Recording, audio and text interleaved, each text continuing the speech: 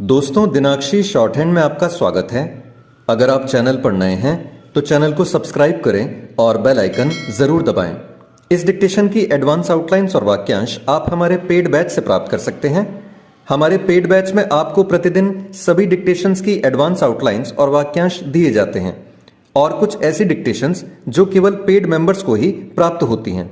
हमारे paid batch को join करने के लिए और बैच के बारे में संपूर्ण जानकारी प्राप्त करने के लिए आप डिस्क्रिप्शन बॉक्स में दिए गए मोबाइल नंबर पर व्हाट्सएप कर सकते हैं। इस डिक्टेशन की डेमो आउटलाइंस आप हमारे टेलीग्राम ग्रुप से प्राप्त कर सकते हैं। तो चलिए डिक्टेशन को स्टार्ट करते हैं। डिक्टेशन 5 सेकंड बाद स्टार्ट होगी। Ready, start. यह सराहनीय है कि सुप्रीम कोर्ट ने न केवल लंबित मामलों के निस्तारण में देरी को लेकर चिंता प्रकट की, बल्कि उन कारणों का निवारण करने की भी कोशिश की जिनके चलते लोगों को समय पर न्याय नहीं मिल पा रहा है। यह सामान्य बात नहीं कि निचली अदालतों से लेकर सुप्रीम कोर्ट तक में लंबित मुकदमों की संख्या 5 करोड़ के आंकड़े को पार कर गई है। इनमें से कुछ मामले तो ऐसे भी हैं जो दशकों से लंबित हैं। सुप्रीम कोर्ट ने जिस मामले की सुनवाई करते हुए न्याय में देरी पर चिंता जताई, वह भी 4 दशकों से अधिक समय से लंबित चला आ रहा है। सुप्रीम कोर्ट ने न केवल यह पाया कि देश में लगभग 6% आबादी लंबित मुकदमों के कारण प्रभावित है, बल्कि यह भी माना कि यदि न्याय में देरी का सिलसिला कायम रहता है तो लोगों का न्याय प्रक्रिया से मोह भंग हो सकता है। सच तो यह है कि ऐसा होने भी लगा है और इसका कारण यह है कि छोटे छोटे मामलों के निस्तारण में दशकों बीत जाते हैं। न्याय में देरी से केवल लोगों को परेशानी ही नहीं उठानी पड़ती, बल्कि लंबित मुकदमे किसी न किसी स्तर पर राष्ट्र की प्रगति में बाधक भी बनते हैं।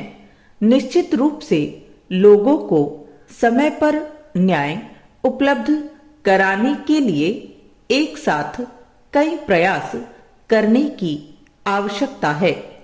आवश्यकता केवल न्यायाधीशों की संख्या बढ़ाने और अदालतों को आवश्यक संसाधन उपलब्ध कराने की ही नहीं है, बल्कि तारीख पर तारीख के सिलसिले को रोकने की भी है। इसकी अनदेखी नहीं की जा सकती कि गवाहों की अनुपस्थिति बिना किसी उचित कारण स्थगन देने और वकीलों की भूमिका के साथ अंग्रेजों के जमाने की दंड संहिता और न्याय प्रक्रिया संहिता की खामियां भी है।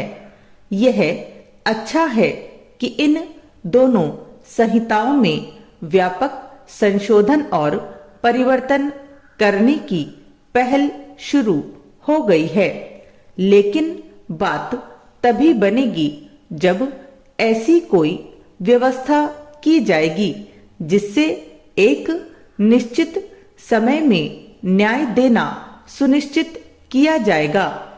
निसंदेह इसकी आवश्यकता थी कि उन कारणों की तह में जाया जाए जिनके चलते मुकदमे लंबे खिंचते रहते हैं।